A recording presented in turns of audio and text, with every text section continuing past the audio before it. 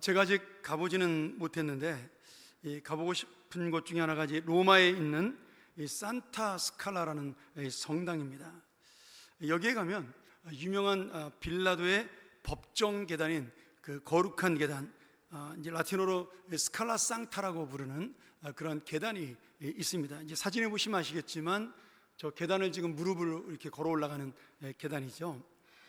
예수님이 죽으시기 전에 빌라도 총독에게 신문을 받을 때 걸어 올라갔던 그 신문대에 올라갔던 그 계단이 28개의 계단이 있었습니다. 근데 그 계단이 아마 나무로 되어 있었던 것 같아요. 그래서 나중에 300년 정도 지난 다음에 로마의 그 콘스탄티누스 황제가 기독교를 공인하고 그의 어머니가 아주 신실한 성도였습니다. 헬레나라는 여자 성도였는데 그 황제의 어머니가 이 예루살렘에 있는 빌라도 법정에 있던 그 계단 나무를 뜯어다가 이 로마의 스칼라 성당에, 산타 스칼라 성당에 다시 배치를 했습니다. 그래서 그것을 28개의 계단이라고 부르면서 거룩한 계단, 스칼라 상타라고 부르죠. 그런데 여기에 이제 전설이 하나 있는 것이죠. 어떤 전설이냐면 이 계단을 무릎으로 기어서 올라가면 그 죄가 깨끗이 씻겨진다라는 전설이 있었습니다. 그래서 중세시대 때부터 지금까지 이 계단을 순례하는 많은 사람들이 오늘도 마찬가지예요. 그 예수님의 고통을 생각하면서 자신들이 무릎으로 계단을 오르면서 죄를 씻는 의식을 행합니다. 지금도 그 계단 옆에 가면 이 계단은 오직 당신의 무릎으로만 올라갈 수 있습니다, 이렇게 써 있다 그래요. 그래서 순례자들이 이 계단을 보고 무릎으로 계단을 올라가는 의식은 지금도 계속되고 있는 것이죠. 이 계단이 중요한 이유는 뭐 계단을 올라가는 게 중요한 게 아니라 이 계단 때문에 마틴 루터가 500년 전에 종교개혁을 일으키는 큰 동기가 되었습니다. 그리고 우리 개신교 교회가 세워지는 역사가 이 계단으로 인해서 촉발이 된 것이죠. 500년 전에 마틴 루터는 이 가톨릭 교회의 신부였어요. 학교의 교수이기도 했고, 그리고 신부로서 그 학생들을 가르치는 교수이기도 했습니다.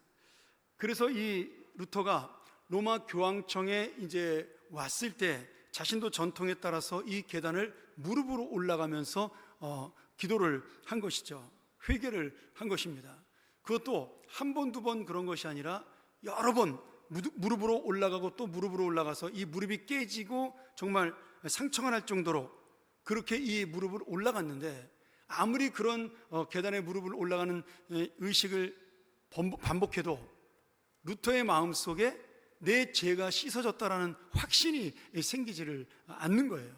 그러니까 그 확신을 얻기 위해서 또 올라가고 또 올라가고 그런 일을 반복했는데도 여전히 자기 마음속에 그러한 죄의 확신이, 죄 씻음의 확신이 생기지를 않았던 겁니다.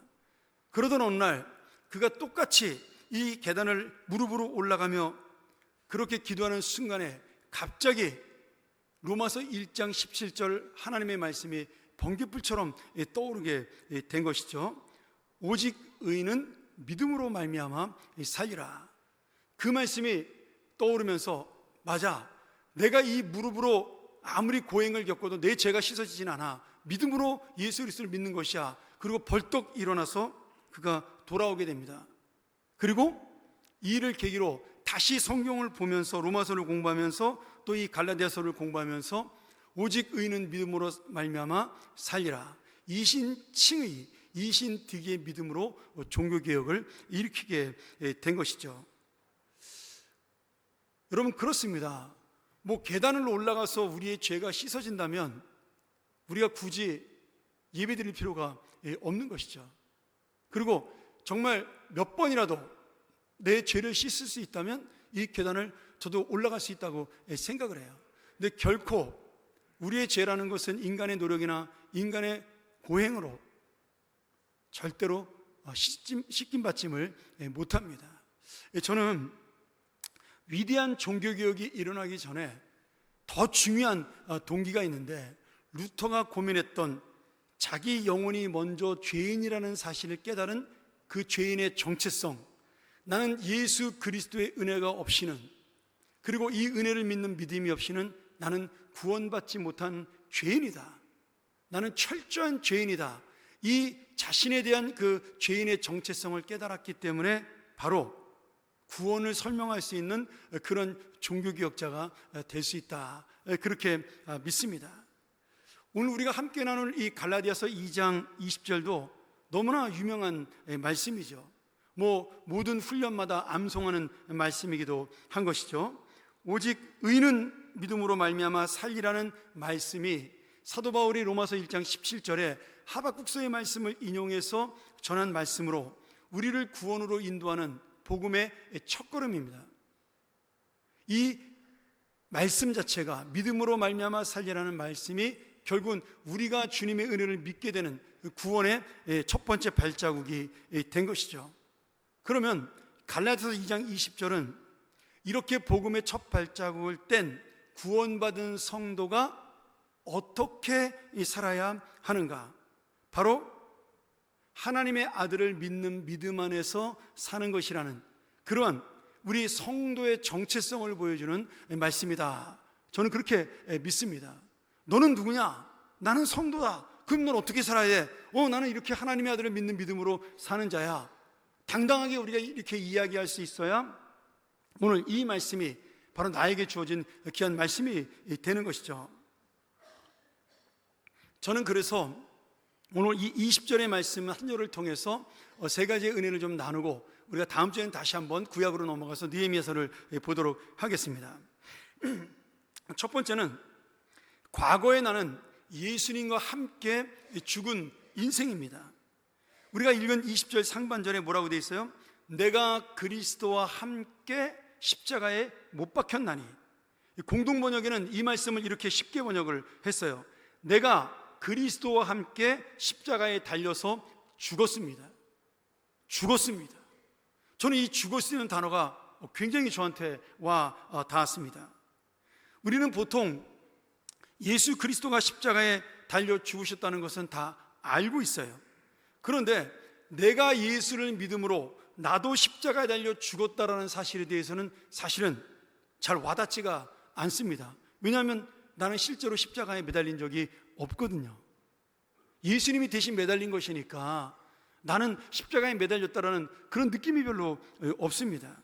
물론 우리가 진짜로 십자가에 매달려 죽는 것은 아니지만 오늘 이 말씀은 예수님이 우리를 대신해서 십자가에 달려 돌아가셨기 때문에 바로 우리가 십자가에 달려서 죽은 것과 마찬가지다.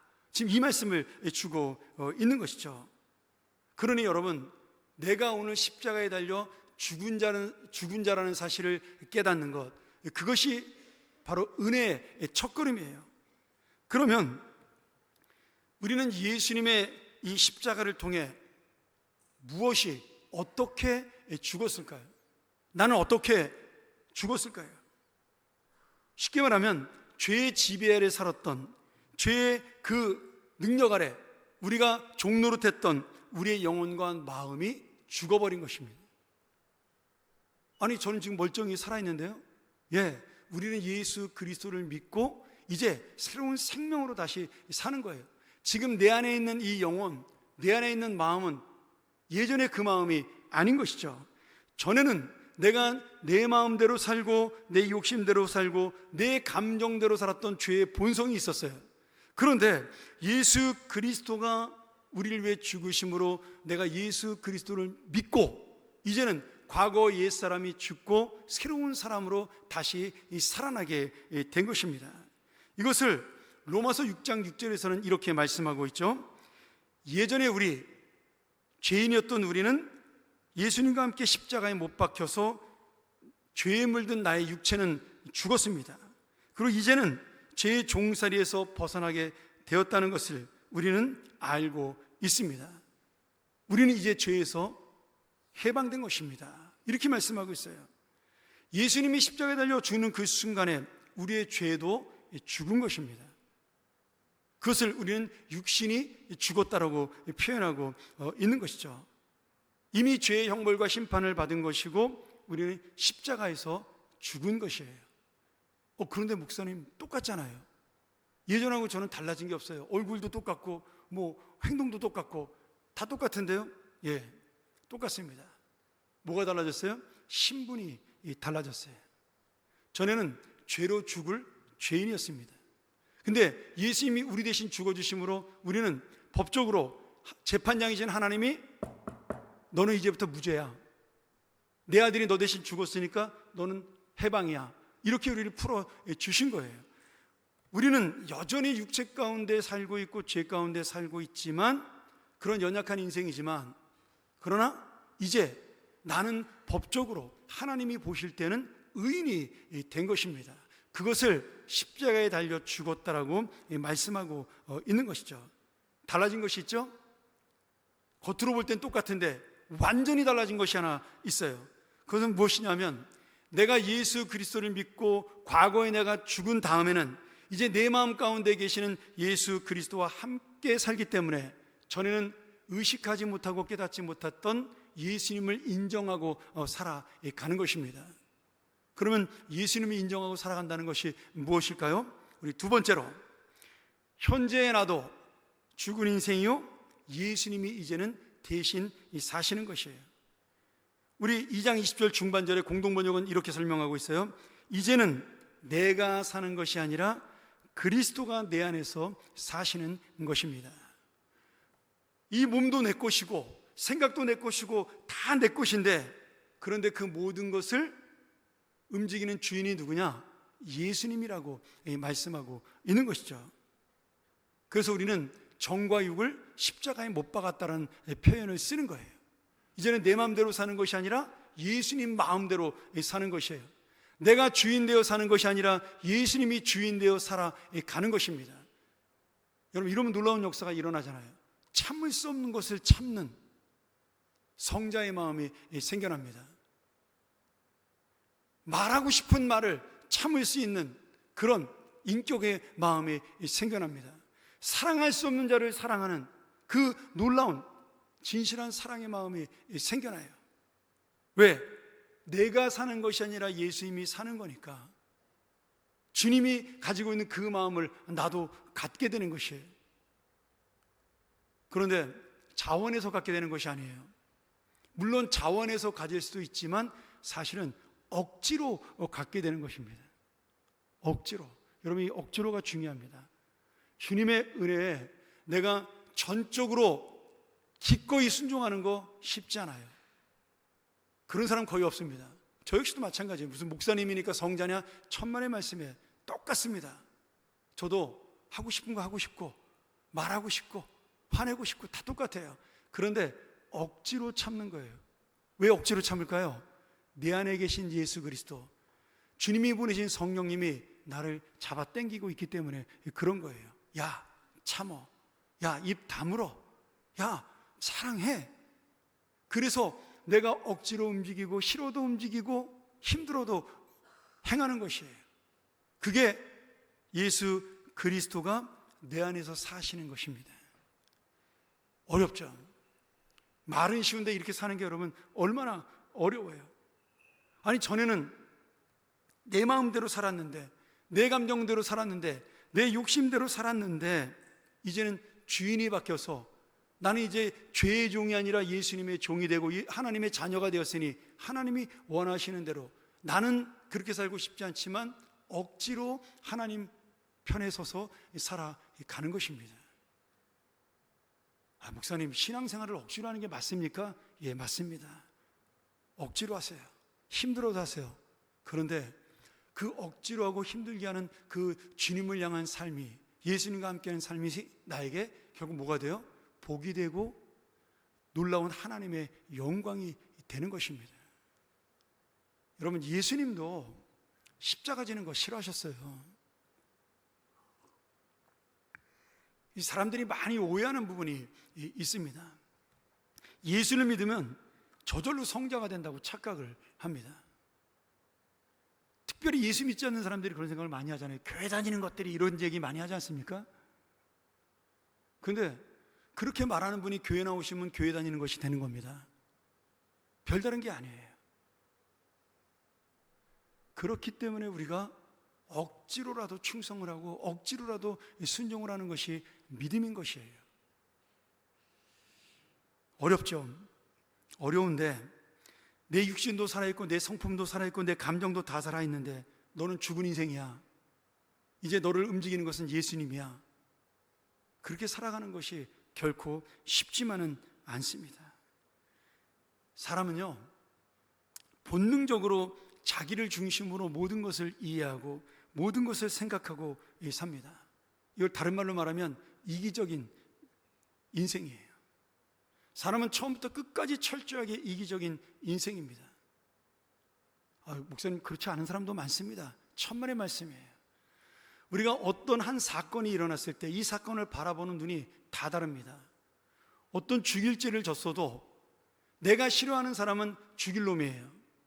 근데 내가 좋아하는 사람은 그 죽일 죄를 지은 사람이 이해할 수 있는 분이에요. 얼마나 힘들었으면 그랬을까. 이게 이기적인 거예요.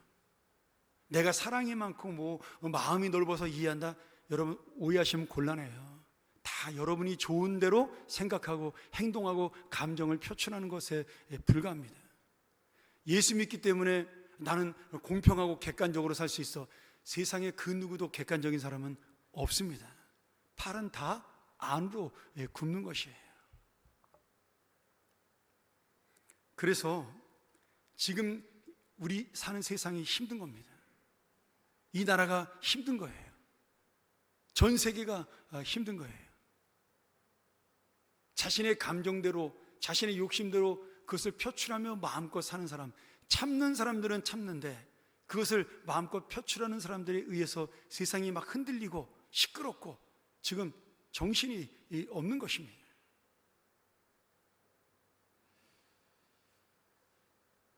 오늘 여러분, 우리가 아담의 범죄 이후로 욕심으로 살아가는 사람의 모습을 버릴 수가 없습니다. 예수를 믿어도 마찬가지예요. 그런데 유일하게 이것을 깨트리고 새로운 역사, 새로운 인생을 개척하신 분이 누구냐면 하나님의 아들 예수 그리스도입니다. 그리고 우리 말씀대로 이제는 그분이 내 안에서 사신다고 말씀하시면 나도 그분처럼 살아가야 하는 것입니다. 이제 더 이상 내 중심의 삶은 끝나버렸어요.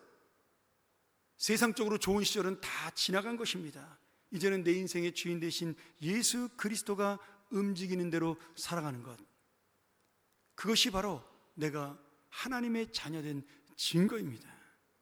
그래서 신자의 정체는 무엇이냐?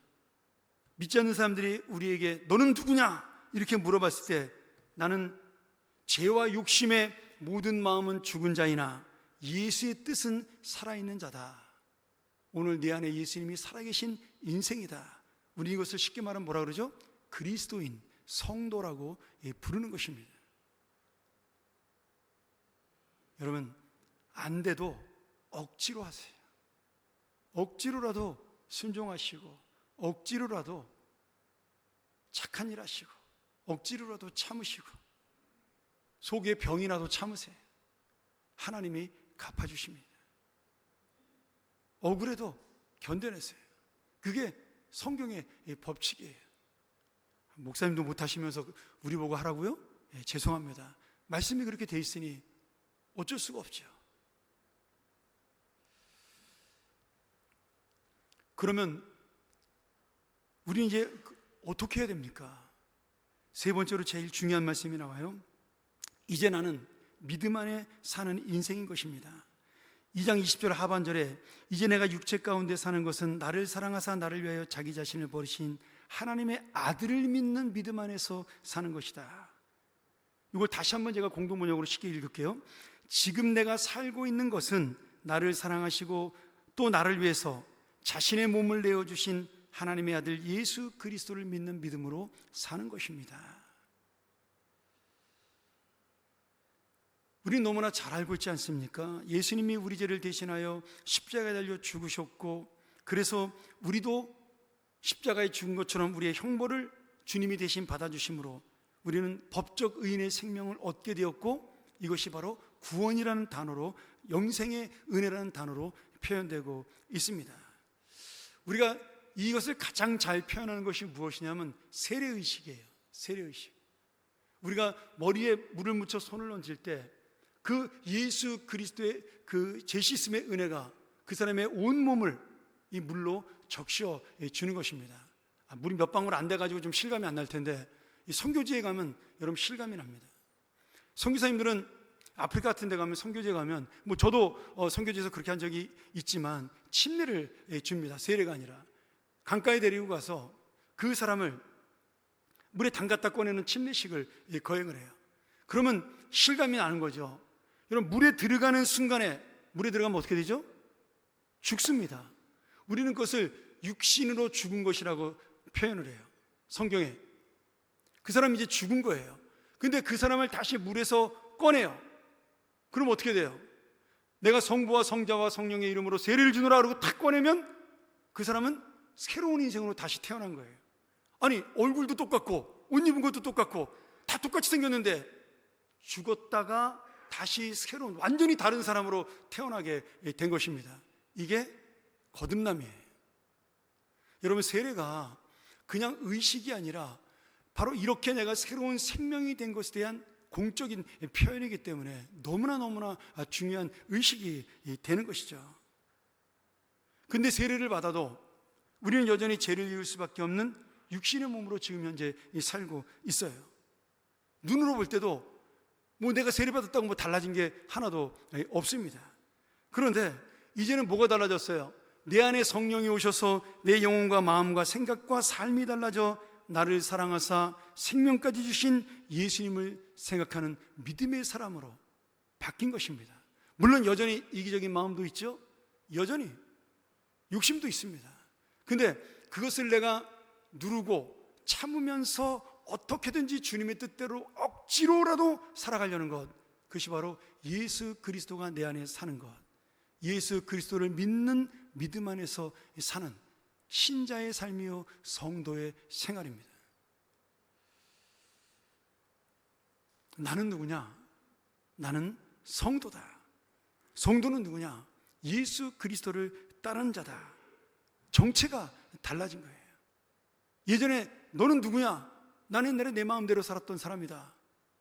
나는 예전에 죄인이었다. 지금은 너는 누구냐? 나는 이제 하나님의 자녀다. 더 이상 죄에 종속되지 않은 하나님의 자녀가 되었다. 우리의 정체가 완전히 바뀌게 된 것입니다. 그래서 내가 지금 예수 그리스도를 믿지만 여전히 죄를 짓는 내 마음, 욕심이 남아있는 그 마음, 여전히 내 감정과 마음대로 욕심대로 살고 싶은 그 모든 것들을 이기기 위해서 하나님의 아들을 믿는 믿음을 날마다 생각을 하셔야 하는 거예요. 아마 우리 아침마다 제 새벽 묵상 메시지를 유튜브 통해서 듣고 있는 분들은 우리 목사님은 365일 중에 한 300일은 비슷한 말씀 하시는 것 같아. 아마 그러실 거예요. 본문이 다른데 오늘 하루를 이 은혜 가운데 살라고 제가 항상 강조하지 않습니까? 근데 이게 사는 길이거든요. 이게 영생의 길이거든요. 그래서 똑같은 말을 반복해도 그것이 바로 우리가 순종해야 될 길이기 때문에 할 수 없는 것입니다. 제가 예전에 이 말씀을 보다가 예전에 제가 고민했던 말씀이 생각이 났어요.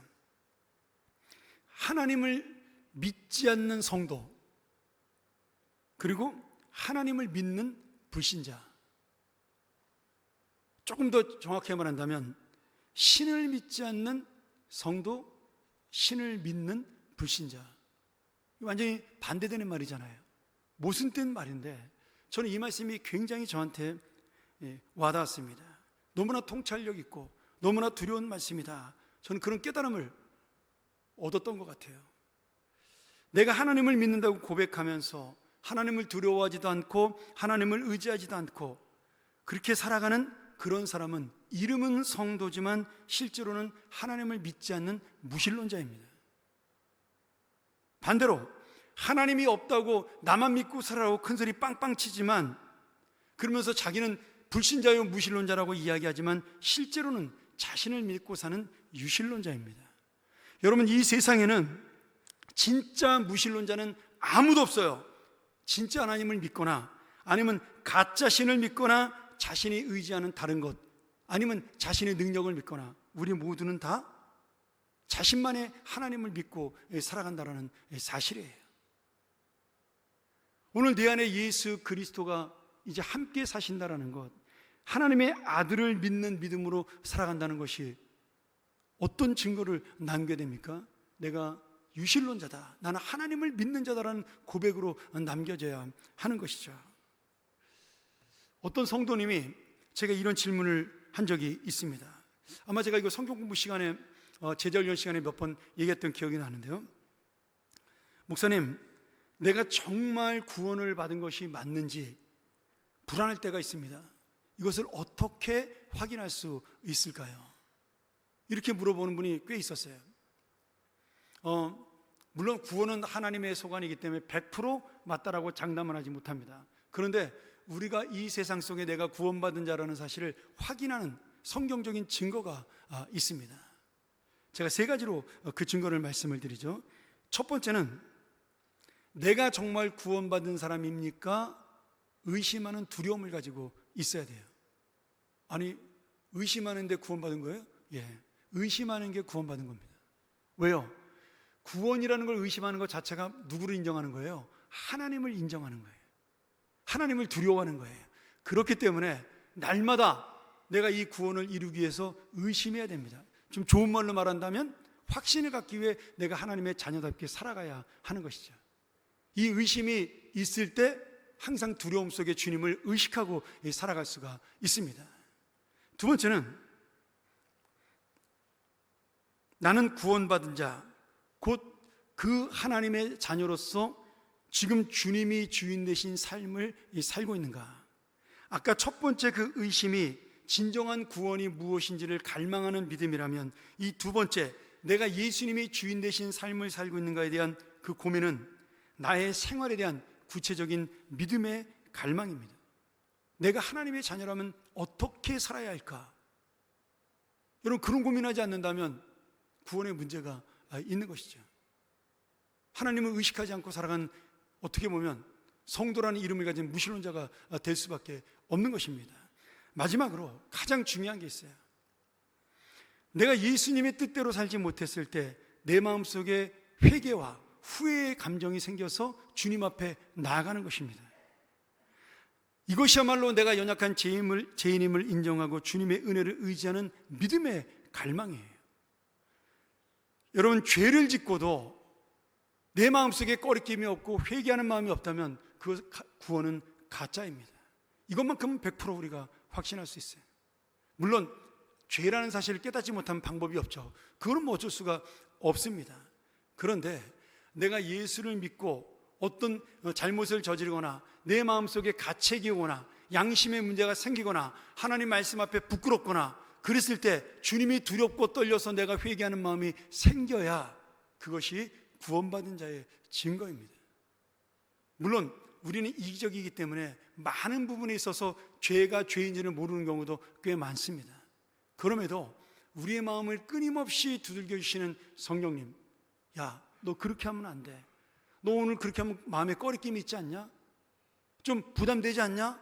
그런 마음을 주시는 성령님에게 내가 귀를 기울이고 그 세심하게 항상 바라보고 있다면 하나님께서는 우리에게 반드시 그 회개의 영으로 함께 주시는 것입니다. 사랑하는 여러분, 이제 우리는 예수 그리스도의 십자가와 부활의 복음으로 구원받은 예수로 죽은 인생, 예수로 다시 산 인생이 되었습니다. 그러니 날마다 주님을 생각하고 날마다 주님의 뜻대로 살려고 몸부림치는 것이 당연한 것이에요. 이것이 하나님의 아들 예수 그리스도를 믿는 믿음 안에 사는 성도의 정체입니다. 좋은 회사를 들어가면 그 회사에서 인정받기 위해서 물불을 가리지 않고 열심히 일하는 것이 정상적인 직장인의 마음입니다. 승진을 위해서, 연봉 인상을 위해서라도 뛰는 것이, 그것이 정상적인 사람의 마음이에요. 여러분, 정상적인 그리스도인이라면 하나님 마음에 들기 위해서 열심히 살아가려고 노력해야지 그게 정상적이 아닐까요? 이 세상은 교회나 세상이나 하나도 다른 것이 없어요. 그런 부분에 있어 하나님은 우리를 똑같은 마음으로 만드셨어요. 믿지 않는 사람이나 믿는 사람이나 다 똑같은 하나님의 창조물이에요.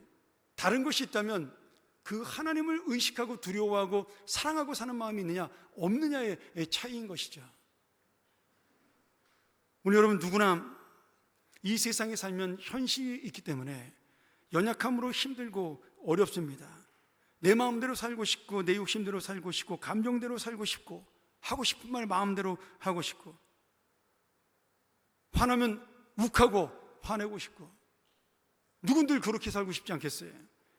믿지 않는 사람들 다 그렇게 사는데 왜 우리만 이렇게 살라고 맨날 그런 말씀하세요? 힘들어 죽겠습니다. 그럴 수 있어요.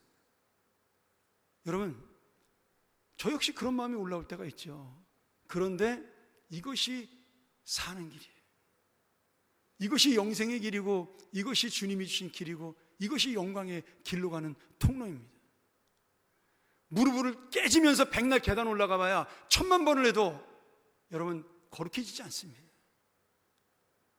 오늘 그러나 예수 그리스도의 은혜를 받고 이미 거룩해진 우리는 이 삶을 놓치지 않고 살아갈 때 당장 지금은 아프고 힘들고 어렵지만 하나님 앞에 서는 그날 주님이 너무나 힘들었겠다, 너무나 애썼구나, 너무나 고생했구나, 그 위로와 영광이 우리에게 있을 줄 믿습니다. 여러분 항상 우리가 죄인이라는 사실을 놓치지 마세요. 오늘도 나는 말로 죄를 짓고 행동으로 죄를 짓고 오늘도 나는 내가 세워지기 위해서 끊임없이 노력하는 그러한 사람이라는 것을 여러분 놓치시면 안 돼요. 그래야 하나님을 두려워할 수 있고 그런 죄인임을 깨달아야 하나님을 의식하고 인정할 수가 있는 것입니다. 오라 나는 곤고한 자로다. 여러분 사도 바울같이 신실한 자가 그런 고백을 할 때, 나는 죄인의 괴수라고 고백을 할 때 그분이 우리보다 못나서 그랬겠습니까?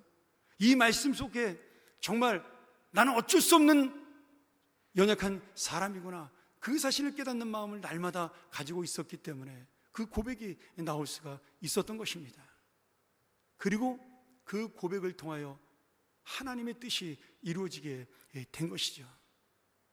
오늘 다시 한번 진짜 사는 길, 진짜 승리하는 길, 생명으로 가는 길, 최후의 시간에 인정받는 이 영광의 길, 이 길을 따라서 예수 그리스도와 함께 죽었으니 죽은 곳으로 끝나지 말고 예수 그리스도와 함께 다시 사는 삶이 되어 진정한 믿음의 인생이 되기를 간절히 축원합니다. 우리가 같이 한번 이 시간 이 말씀 의지하면서 함께 우리 마음 깊이 기도했으면 좋겠습니다. 여러분 이런 설교를 준비하면 저도 참 힘들어요. 왜냐하면 너도 못 살면서 네가 그 말씀을 힘있게 전할 수 있냐? 사탄이 저를 그렇게 괴롭힙니다.